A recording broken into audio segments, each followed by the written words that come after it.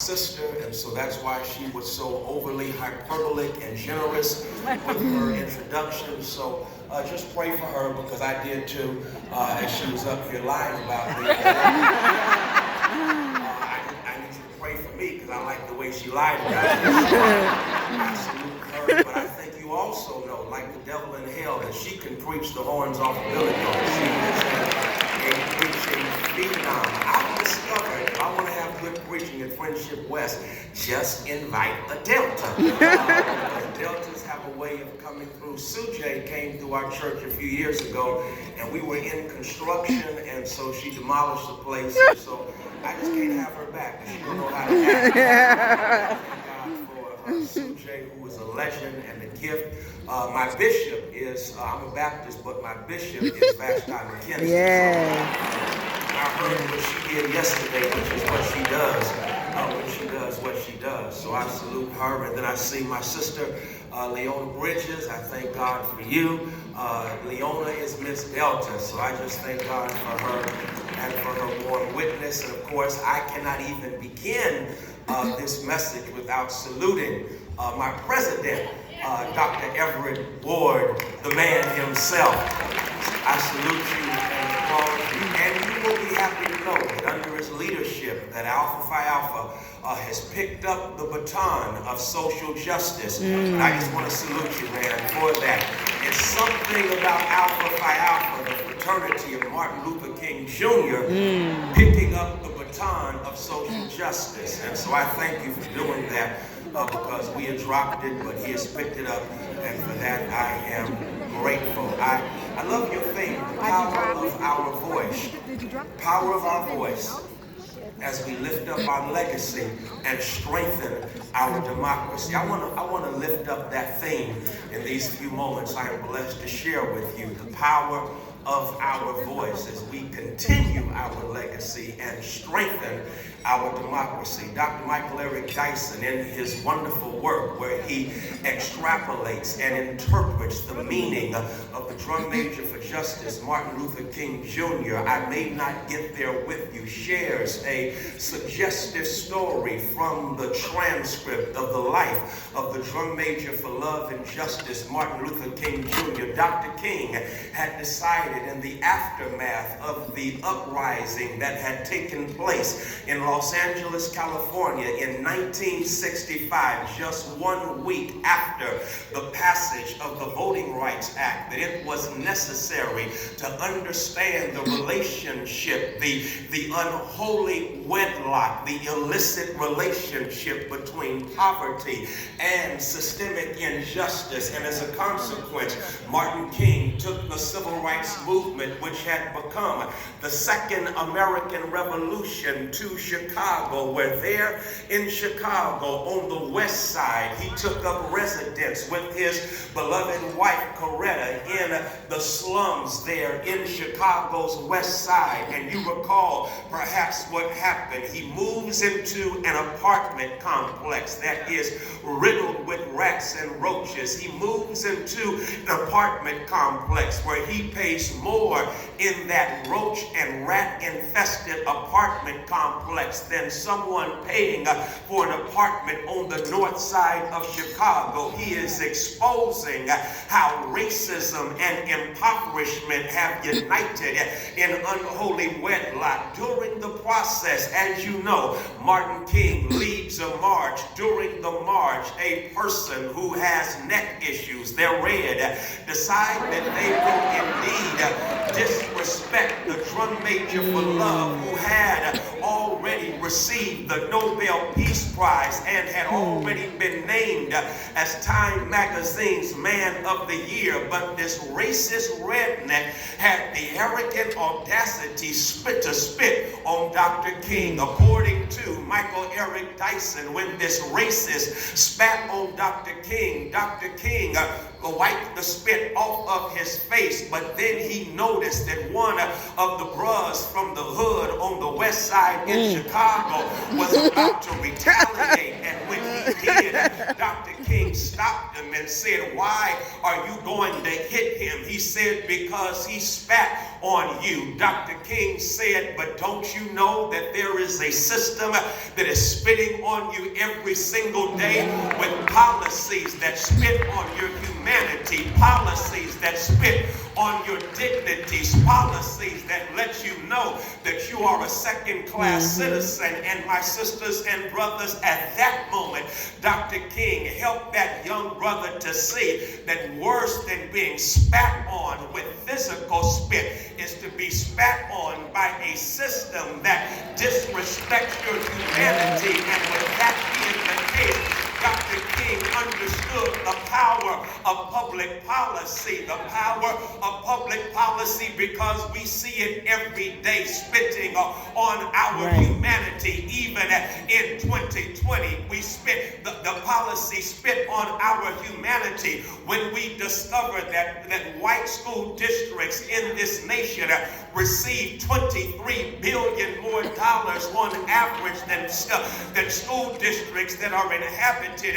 by students of ebony hue. That is spitting on our educational possibilities. I'm suggesting that the spit continues. The spit continues, my dear sisters, when we see in this nation that, yes, when you go to the bank, you will find yourself being victimized by higher interest rates than people that don't look like you. That is spitting on your economic possibilities. It was discovered even when we look at the whole student loan crises that if you go to a PWI institution versus an HBCU, you are more likely to get a lower interest rate going to a PWI than an HBCU. I'm just trying to let you know that you're spitting on our educational aspirations. They spit on us when they populate our neighborhoods and our communities with landfills. That is spitting on our health. They are spitting on our humanity because of the fact that racism in this country no longer is seen in Jim and Jane Crow signs of white only and colored only, but instead there are unofficial signs up, and the unofficial signs remind us that we live still in communities that are economically segregated, and so they continue to spit on our humanity. And as they spit on our humanity, I'm reminded of the genius of W.E.B. Du Bois, who talked about the veil that keeps us from getting beyond that veil to a place of privilege and possibility. Y'all didn't get it. I'll see if I can make it real plain. Last year in December, I had the privilege of addressing the Conference of National Black Churches, and the conference was dealing with economic justice, and so that was my topic. I did my best to extrapolate the theme. During the course of extrapolating the theme, I noticed the puzzled look of one in the audience who evidently was not feeling the message. Of course, his skin has not been kissed by nature's sun, and so immediately he comes up to speak to me, Dr. Cole, afterwards, and he says, I was intrigued by what you shared, but there are some things I'm bothered by. I own a building 2 blocks down the street. Would you mind meeting me for breakfast in the morning? We can meet at 7:30 if you have time. I said, cool in the gang. And so early the next morning, here's what happened, Dr. Ward. I made my way down the street. It's Atlanta in December, and it's cold. On top of that, rain is coming down, pelting the sidewalk. And so I began strolling down the sidewalk, but the cold, frigid temperatures caused me to pick up my pace to a jog, and then the jog set me up for running like I was Usain Bolt running the 100-meter dash. I finally arrived at the building, and this, Dr. Ward, is what happened. I arrived at this building. It's a high-rise downtown ATL, and once I arrive at that high-rise, I pull the door to open it, but the door is locked. Hold on. The door is locked, Sue J. It's cold outside. The rain is coming down. I pulled the door, but the door will not open. It is locked. I'm not done because inside I can see it's a glass building. Inside there are people that don't look like me, and here's what's going on. They're inside the structure of privilege, and they're engaged in conversation, and they don't even recognize I'm outside. Well, I'm not going to stand outside. My mama's a Delta. My wife is a Delta. I'm not going to stand outside and let you act like I'm not here. And so I began to bang on that window and say, you're not going to let me stay out here like this. And you know what happened? They looked at me and continued to have their conversation. Now I might as well tell you, please don't judge me. Yes, I'm a preacher. I love me some Jesus, but I would have been here if I was following Jesus. I cannot lie and deny, Madam President. I began to speak in an unknown tongue.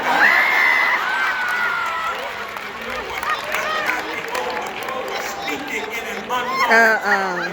I cannot believe I am locked out of the structure. They're inside the structure of privilege, and they're ignoring my plight. They are inside the structure of advantage, and they are ignoring my plight. It dawned on me that my dear sisters, is an illustration. It's a metaphor for what it means to be black in these disunited states of America, and that is we still find ourselves locked outside the structures of privilege, and we knock and we knock, and those who are on the inside continue to enjoy their privilege. No wonder Lauryn Hill said black rage is founded on blatant denial, squeezed economics, subsistence survival, deafening silence, and social control. Black rage is founded on wounds on the soul. Our souls are wounded because we're behind the veil. We're locked outside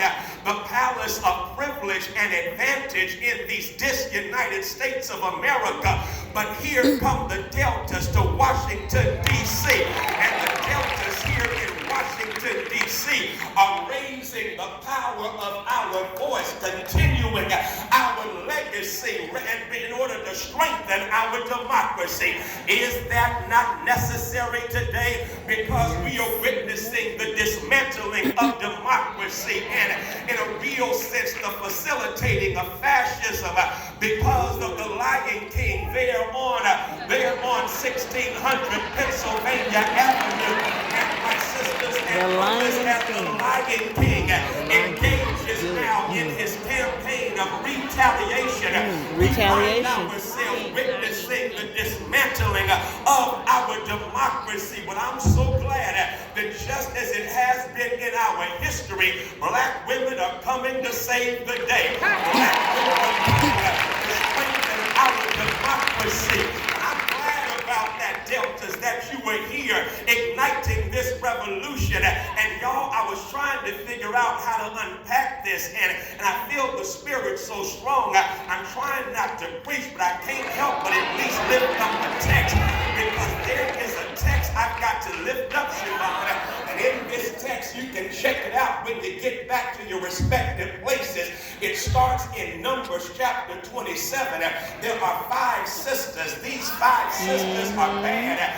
These 5 sisters must have been dressed in red and white. These 5 sisters dressed in red and white because, you know, by way of context, Numbers means they're on their way to the promised land. And on their way to the promised land, these sisters who are descendants of Manasseh and the African honey that is Manasseh and Joseph and the African honey that Joseph had married. And the book lets us know that on their way to the promised land, their daddy dies. And when daddy died, these 5 women are going to be denied real estate and property in the promised land. But oh, hallelujah, I see them in their red and white as they go to the tent of meeting. And Sujay, you know what they did. They go to the tent of meeting and they say, yo, Mo, you mean to tell us that we're not going to get our father's property in the promised land because of how God created us? You mean to tell us that we are going to be victimized by injustice in the promised land? We're not going to get to own real estate in the promised land? And Moses says, you know what? Let me talk to God. God says, you know, the sisters got a point, and they're going to be the first to own property in the promised land. Y'all miss the shout. These sisters, during the time of toxic masculinity, during the time they stepped up of and spoke up. sexism and patriarchy, during a time of patrilinealism, the Bible lets us know these sisters, they stood up, they used their voice, and when they used the power of their voice and continued their legacy, they changed the game. And that's all I can say to you amazing elders, and that is in the spirit of the 5 daughters of Zelophehad.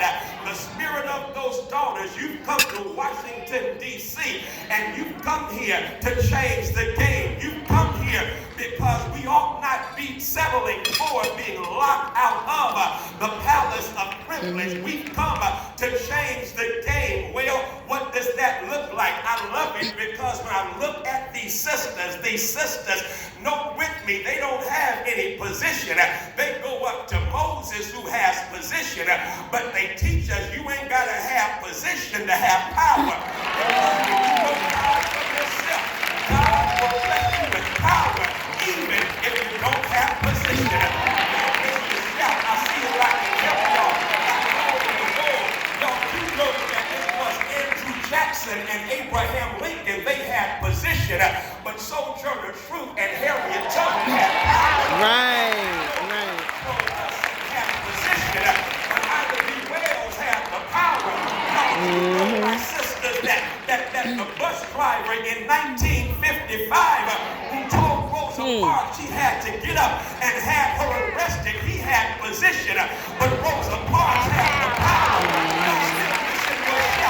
Lyndon Johnson had position, but Fannie Lou Hamer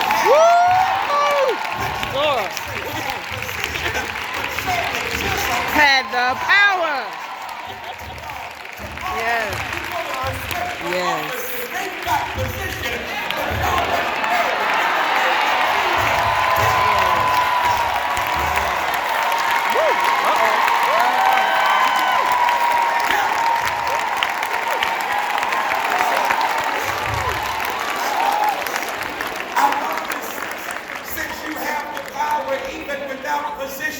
I love what we learned from these sisters in red in Scripture. The text lets us know that there were things we can learn from them. I like the first lesson. The first lesson simply says this, and it makes me want to shout, but I'm going to try to calm down because y'all make me want to shout up in here. So that's what happened. My dear sisters, see what happens. These sisters have the audacity and the agency with an agenda to approach people in power and tell them in the name of God and the God of justice what should be and what should not be. I didn't say that like I want to. Let me see if I can back up and give it to y'all like this. These sisters have the audacity and the agency to bring an agenda, and when they bring this agenda, they say, Moses, I know what has been. I know this has been a patriarchal movement, but you ain't having this movement without sisters. After all, Moses, you better recognize yourself. You wouldn't be here had it not been for sisters. You wouldn't be here had it not been for women. I guess y'all don't know the story of Moses. Moses, here's the deal. Moses wasn't supposed to be born because the text lets us know that Pharaoh had decided genocide of all little boys. When Moses had a mama, she had to be a devil. Right. I know that's right. Egyptian sisters, I know they were deltas. These Egyptians, right, let's do it. We ain't killing these right, boys. Right. About life and not death, and y'all know what happened. Moses was born, and 3 months into his life, his mama says, I can't hide you no more, and she creatively makes a basket and sets him there on the Nile River. What he was supposed to drown drown in, he's riding over. That's a shout right there. Yes. It's riding over what he was supposed to drown in. And here comes this African princess down at the Nile River to take a bath. At that moment, Moses cries. When Moses cries, the African princess, her heart goes out to the baby and says to her servant, go get a Hebrew woman to make sure they nurse this child. I'll raise him myself. And y'all know that woman went and got Moses' mama. And so Moses' mama gets paid by the empire. Right. Her own child. Yes. So good. Yes, I know that's right. That's right. That's right. So Moses, you make sure that you know that the only reason you're Moses is because of women. And y'all, I'm gonna park right here and say to every brother in the house, Brother Everett, it's you and me. Black women, and this nation better recognize, the Democratic Party better recognize, there is no pathway to the Democratic nomination without black women. Yes. Yes. Let them know. Yep. Yep. We need them.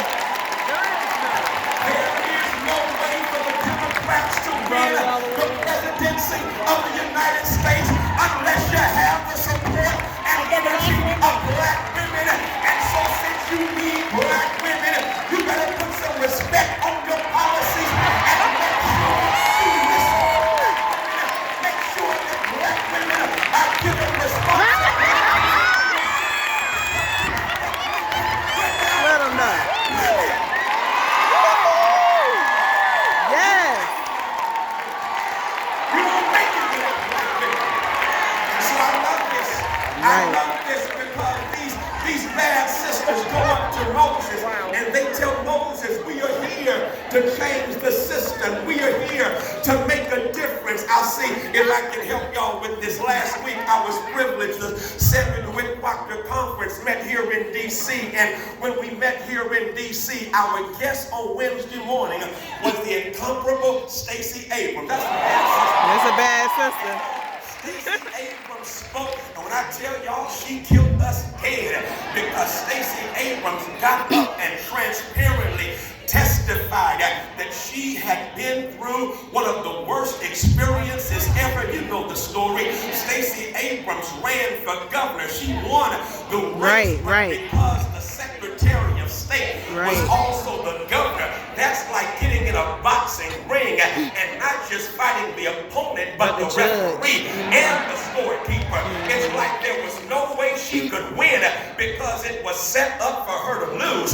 But y'all know what happened. She said she went through the stages of grief, and she said she particularly enjoyed the anger stage because she was angry. And let me just say there's some stuff you ought to be angry about. Angry about injustice. You ought to be angry about the fact that, as the sister said earlier, in 2020 on the Democratic stage now, there is not one person of color, not one black person, even though Democrats can't make it without us.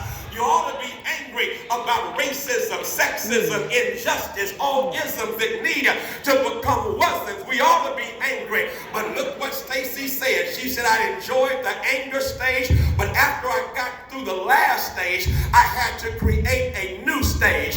Guess what she said the new stage is? She said, I went into plotting.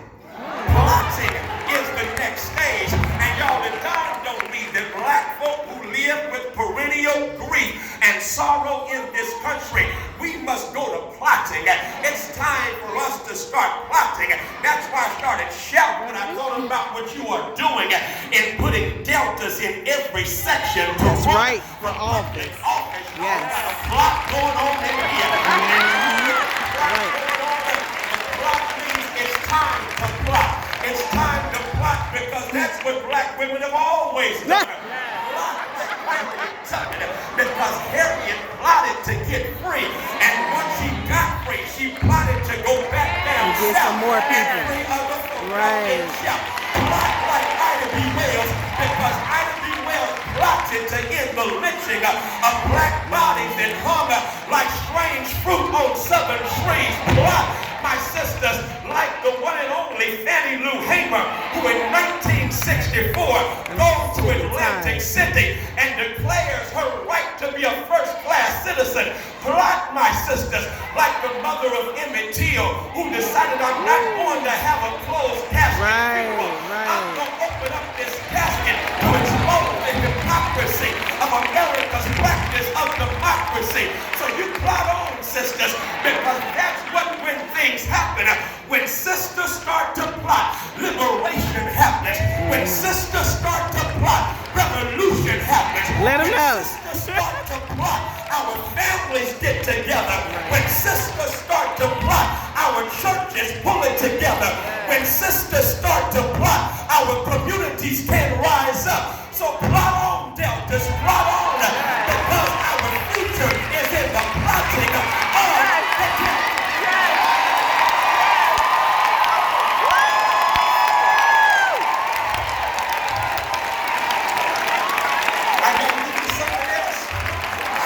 All right, go ahead. Because the text says they go to Moses. And when they go to Moses, Moses says, yeah, all right. God just told us. And then they have their inheritance. But you do know there is no such thing as a permanent victory. Right. That's true. There is no such thing Never as a permanent done. victory, because once they get the land deed of trust, the text says that there are some men in the group. I guess I got to quote you, Dr. got jealous. Dr. Paul said, all our skin folk ain't our kinfolk. Everybody, our color ain't our kind. I think you said that, didn't you, Doctor? And so with that being the case, the bros, oh my God, the bros come at the sisters and say to Moses, no, we can't have it like this, because if they marry outside the tribe, then we gonna lose our property. And so Moses falls for the okie doke. But then Moses dies, and when Moses dies, Joshua takes over. So rush to chapter 17, and that's where the shout is on, because these same 5 sisters dressed in red, they go to Joshua and say, yo, Josh, here's the deal. God told us that we're supposed to have this land, and they ignored totally what had been done to undermine their heritage. They said, God told us we deserve this land, so give it up. And Joshua said, cool in the gang, and gave the land to the sisters. Why? Because the sisters recognize there are no permanent victories, so you keep on fighting, you keep on pushing, you keep on doing what's right, in spite of the fact that others come at you and do what's wrong, because Langston Hughes is right when he gets inside the head and spirit of a mother and says, well, son, I tell you, life ain't been no crystal stair. It's had tacks and splinters, boards torn up, places with no carpet on the floor, bare, but all the while I spent a time long and reaching landings and turning corners and sometimes going in the dark where there ain't been no lights. Boy, don't you quit now. Don't you sit down on them steps because you find it's kind of hard. I still climbing, I still going, and life for me ain't been no crystal stair. And so the fight continues, the struggle continues, but because the sister stood up and spoke up, the Bible says they got their land in the promised land. They got their real estate in the promised land. And Renita Weems says, whenever you go over into the promised land, just look at some land and say that land belongs to a sister. In spite of patriarchy, in spite of sexism, they still own the land. And all I'm trying to let you know is that, sisters, you will have the last word, because God is on your side. You will have the last word, because God is going to speak and stand with you and stand for you. I'm still not coming through, and I know what's going on, and it's making me want to shout right now. My shout is in my spirit because I'm speaking to deltas, and dynamic deltas know how to hear a message. I love it because y'all listen, but you listen with an energy that says, I've come to shout. That's basically what y'all are doing. Y'all are listening, but y'all really want to shout, but because you're listening, listening, you refuse to shout because in your listening, you're thinking. And here's what's going on. Y'all are thinking. And I feel the thinking because what you're thinking is, well, Freddie, I know you ain't going to sit down before you tell us what happened to you in Atlanta. Right. What you do? Sit down until you tell us what happened In Atlanta. And I might as well tell y'all what happened. I'm standing out there, and y'all are knocking and cussing. And finally, Mr. President, I discovered cussing ain't gonna open up that door. But I did have, here it is, the phone number of the owner of the building. And so I called him up. I got ready to call him. And Leona, do you know, when I'm getting ready to call him, his phone number comes through my phone. On the caller ID, I said, hello. He said, Dr. Haynes, are you here? I said, yeah, I'm outside here. I ain't here. I'm outside here in this cold weather. He said, are you serious? Well, knock on the door. I forgot to tell you, the building does not unlock until 8 o'clock, but there are people downstairs. I said, yeah, but they don't have home training because they go out the door. He said, are you serious? They won't open up the door. I said, yeah, they won't open up the door. He said, well, I'm coming down to let you in myself. I said, cool, you missed your shout. The same guy. They couldn't get it before. Right.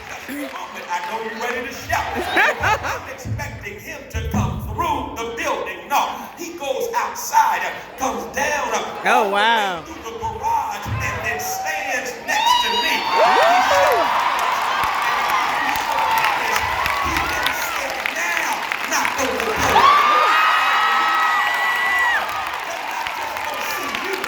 They're going to see me too. They better open that door.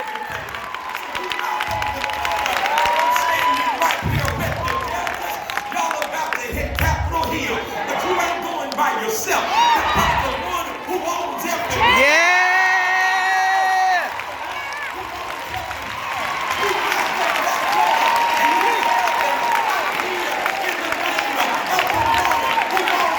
Building. Yes!